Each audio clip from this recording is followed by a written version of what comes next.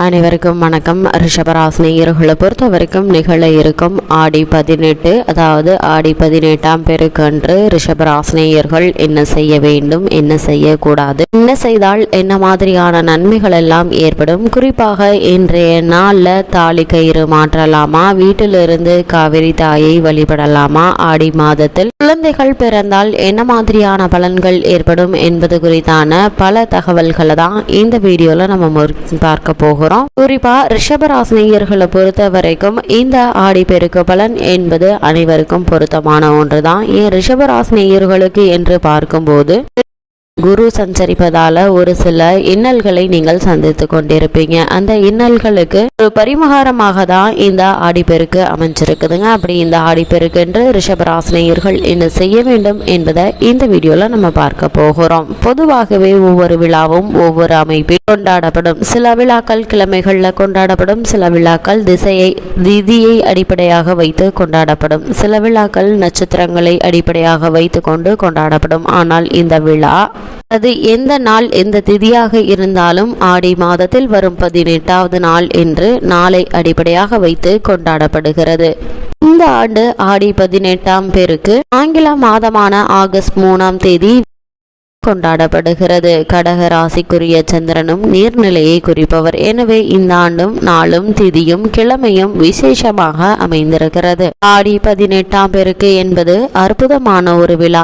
தமிழக பண்பாடு மற்றும் கலாச்சாரத்தின் பிரதிபிம்பமான விழா. உலகத்துக்கு அச்சாணியாக விளங்குகின்ற நீர்நிலைகளின் ஒன்றாக ஆறுகள் புது நீர் பெருகெடுத்து ஓடும். அதனால் பச்சை பயிர்கள் நன்கு விளையும். அந்த ஆறுகளையும் ஆறுகளில் ஓடும் நீரையும் தெய்வமாக நினைத்து கொண்டாடி மகிழும் நாள் ஆடிப்பெருக்கு. ஆடியில் செய்யும் வழிபாடு மிக பெரிய செல்வ பெருக்கத்தையும் குடும்பத்தில் இன்ப பெருக்கத்தையும் வழங்கும். ஆடிப்பெருக்கு திருநாளன்று பெண்கள் அனைவரும் தங்களுடைய வீட்டிற்கு அருகாமையில் உள்ள ஆறு, கால்வாய் முதலில் நீர்நிலைகளுக்கு சென்று அந்த நீருக்கு முன்னால் விளக்கேற்றி வைத்து வாழை இலையில் படையலிட்டு தேங்காய் உடைத்து கற்பூர தீபங்கள் காட்டி புது அரிசி வெள்ளம் கலந்து வைத்து சித்திராண்டங்களை படைத்து குதூகலமாக கொண்டாடுவது உண்டு. அன்று நீர்நிலைகளுக்கு சீர் செய்வார்கள். வாழை மட்டையில் அகல் விளக்கை ஏற்றி நீரில் விடுவதும் சில இடங்களில் நடைபெறும். புதிதாக திருமணம் ஆனவர்கள் அன்று தாலி கயிறு மாற்றிக்கொள்வார்கள். திருமணமாகாத பெண்களும் திருமணமான பெண்களிடம் இருந்து வாங்கி மஞ்சள் சரடு அணிவதன் மூலமாக அவர்களும் மிக விரைவில் திருமணமாகும். ஆறு, குளம் முதலியன அருகே இல்லாதவர்கள் தங்கள் வீட்டில் போர்வெல் அல்லது அடிப்பம்பு இருந்தால் அந்த குழாயடியிலும் பூஜையை செய்யலாம். அல்லது சிறு ஒரு குடத்தில் தண்ணீர் எடுத்து அதில் அரைத்த மஞ்சளை கரைத்து வைத்து படைக்கலாம். விளக்கேற்றி வைத்து குடத்தண்ணீரில் பூக்களை போட வேண்டும்.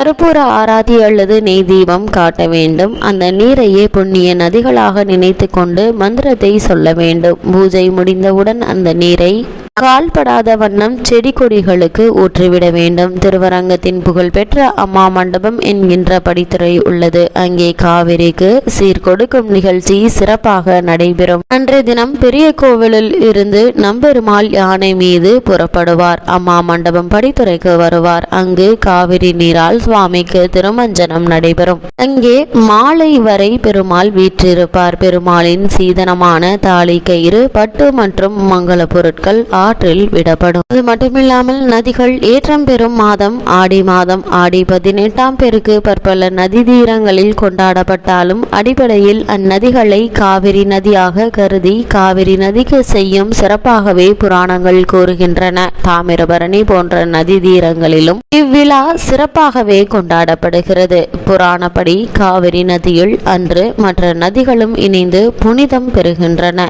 எல்லா நதி நீர்நிலையிலும் காவிரி அன்று பிரசனமாகிறார்கள். காவிரி என்பது காவேர மன்னனுடைய மகள் என்பதை குறிக்கும் சொல். காவிரி என்றும் சொல்வார்கள். என்றால் சோலை, விரி என்றால் பயிர்களை செழித்து வளர செய்து என்று பொருள். தான் தோன்றிய இடத்திலிருந்து கடலில் கலக்கின்ற இடம் வரை அத்தனை இடங்களிலும் பசுமையான சோலைகளை வளர்த்து செல்கிறது காவிரி. சிலப்பதிகாரத்தில் காவிரி கடலில் கலக்கும் இடத்திற்கு காவிரி பூம்பட்டினம் என்றுதான் பெயர். சங்கமுகம் என்றெல்லாம் சொல்வார்கள். இளங்கோவடிகள் காவிரியின் சிறப்பை சிலப்பதிகாரத்தில் பதிவு செய்கிறார். பூவிரி மதுகரம் நுகரகமும் பொறுகைகள் இருகரை புரளவும் காவிரி என வரும் மடைநவீர் கனக நெடுங்கடை திறமிலே. சிலப்பதிகாரத்தில் காணல் வரி பகுதியில் மாதவி பாடுவதாக உள்ள 2 பாடல்களில் காவிரி பெண்ணாக உருவாகப்படுத்தப்படுவதையும் காணலாம். ஆடி மாதத்தில் தான் தென்மேற்கு பருவமழை வலுவடைந்து காவிரியின் நீர்பிடிப்பு பகுதிகள் புது வெள்ளம் பெருக்கெடுத்து ஓடிவரும். அப்படி ஆடியில் காவிரி பெருக்கெடுத்து வருவதை தான் மக்கள் ஆடி பெருக்கு என்று கொண்டாடுகிறார்கள். ஆறு மக்களின் ஜீவ நாடியாவதால் அதில் ஆடி மாதம் புதுநீர் வருவதை கொண்டாடுவது பல நூற்றாண்டுகளாக தமிழ் மரபாக பின்பற்றப்படுகிறது. காவிரி கரையோரங்களில் இந்த விழா களை கட்டும். இதன் காவிரி அனைத்து பாவங்களையும் தீர்த்து புனிதமாகிறது என்பது சொல்கிறது. ஒருவன் எந்த ஊரில் பாவம் செய்திருந்தாலும் அதற்கு பிராயச்சித்தமாக அவன் புண்ணிய தீர்த்தங்களில் பாவ விமோச்சனம் பெறலாம். புண்ணிய திருத்தலங்களில் பாவம் செய்தால் அதை காசிக்கு என்று பரிகாரம் செய்யலாம். காசியில் ஒருவன் பாவம் செய்தால் புனித நகரமாகிய கும்பகோணத்தில் வந்து பாவ விமோச்சனம் தேடலாம். ஆனால் கும்பகோணத்திலேயே ஒருவன் பாவம் செய்துவிட்டால் அதை காவிரி நதியில் தீர்த்தமாடி பிரயேச்சித்தனம் செய்து கொள்ளலாம். ஆடி பெருக்கு அன்று காவிரி அன்னைக்கு சீர் செய்து வணங்குவது வழக்கமாக உள்ளது. இந்த நாளில் அனைத்து நீர்நிலைகளிலும் அன்னை காவிரி எழுந்திருப்பாள் என்பது ஐதீகம். ஆடி பெருக்கு திருவிழா ஸ்ரீரங்கம் அம்மா மண்டப படித்துறையில் விமர்சையாக நடைபெறும். காவிரியின் சிறப்பு ஸ்ரீ பிரம்ம சம்ஹிதை விளக்குகிறது. ஆடி மாதத்திற்கு உரிய அதிதேவதை வாமனன். வாமனன் மகாபலியிடம் 3 அடி மண் கேட்டு பெற்றார். அதை அளக்கும் போது விண்ணுக்கும் மண்ணுக்கும் திருவிக்கிரமாக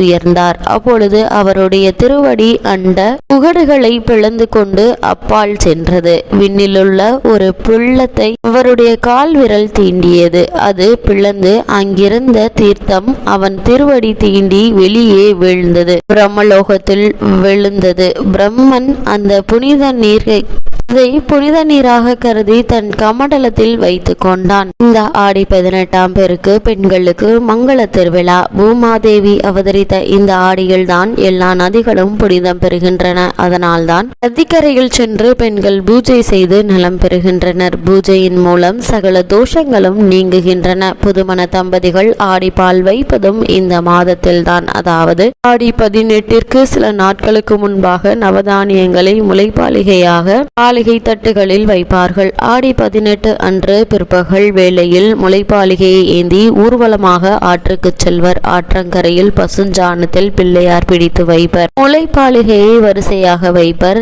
தலைவாழை இலையில் பச்சரிசி வெல்லம் போட்டு கலந்து படைப்பார்கள். காதோல கருகமணி, வளையல்கள், தாம்பூலம், எலுமிச்சங்கனி, விளாம்பழம், நாவற்பழம், வாழைப்பழம், பூச்சரம் இவற்றுடன் காப்பரிசி படைத்து தீபம் ஏற்றி தேங்காய் உடைத்து கற்பூரம் காட்டி வணங்குவார்கள். ஆடிப்பெருக்கு இன்றைய தினம் சுமங்கலிகள் தாலி கயிற்றை மாற்றிக்கொள்வார்கள். திருமணம், சஷ்டியப்த பூர்த்தி, தீமரத சாந்தி, சதாபிஷேகம், கனகாபிஷேகம் உள்ளிட்ட 5 முறை மாங்கல்யத்தை அணிந்து கொள்ளும் பாக்கியத்தை பெற காவிரியை வேண்டிக் கொண்டு ஆடி 18ஆம் பெருக்கு அன்று தாலி மாற்றிக்கொள்கின்றனர். வயதான சுமங்கலி ஒருவர் அங்கு வந்திருக்கும் பெண்களுக்கு மஞ்சள் தடவிய நூலை கொடுப்பார்கள். சிலர் கைகளிலும் சிலர் கழுத்திலுமாக கட்டிக்கொள்வார்கள். அதன் பின் அவர் கொண்டு வந்த முளைப்பாலிகை, பனை ஓலைகளால் செய்யப்பட்ட வட்டமான காதோல, கருகமணி ஆகியவற்றை நீரில் விடுவர். படைக்கப்பட்ட பச்சரிசி வெள்ளக்கலவையை வைத்திருப்பார்கள்.